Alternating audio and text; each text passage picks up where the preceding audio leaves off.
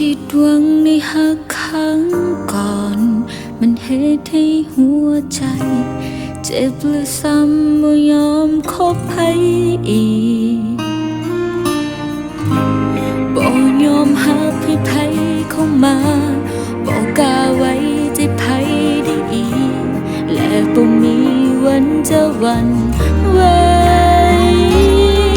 แต่วันนี้เมื่อค่อยได้พบเธอแล้วเปลี่ยนไปอาจเป็นเพราะความดีของเจ้าเหตุให้หวั่นไหวก็รู้ว่าค่อยอ่อนแอหรือเจ้าเหตุให้พ่ายแพ้ใจหวั่นไหวเมื่อมาพบกันบอกเค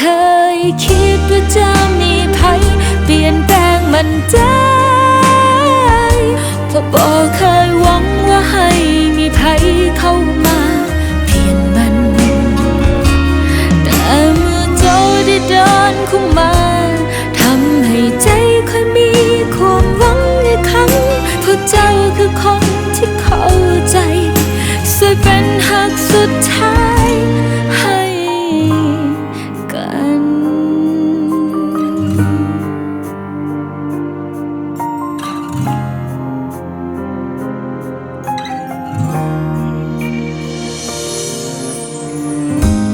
ลืมไปเลยว่าเคยเจ็บซ้ำเมื่อมีเจ้าอยู่เคียงข้างกันบอกเคยทำให้ค่อยเสียใจให้กำลังใจในยามท้อจากบอกขอเปลี่ยนแปลงจงมั่นใจจากเจ้าเท่านั้นแต่วันนี้เมื่อค่อยได้พบเธอแล้วเปลี่ยนไปอาจเป็นเพราะความดีของเจ้าเหตุให้หวั่นไหวยอมรับว่าค่อยอ่อนแอเพราะเจ้าเหตุให้พ่ายแพ้ใจหวั่นไหวเมื่อมาพบกันบอกเคยคิดว่าจะมีภัยเปลี่ยนแปลงมันได้เพราะบอกเคยหวังว่าให้มีภัยเข้ามาเปลี่ยนมันแต่เมื่อเจ้าได้เดินเข้ามาทำให้ใจค่อยมีความหวังอีกครั้งเพราะเจ้าคือคนที่เข้าใจสวยเป็นหักสุดท้ายให้ใจ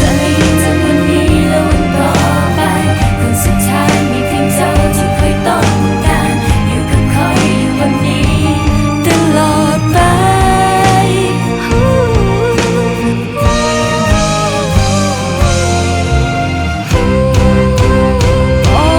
เคยคิดว่าจะมีภัยเปลี่ยนแปลงมันได้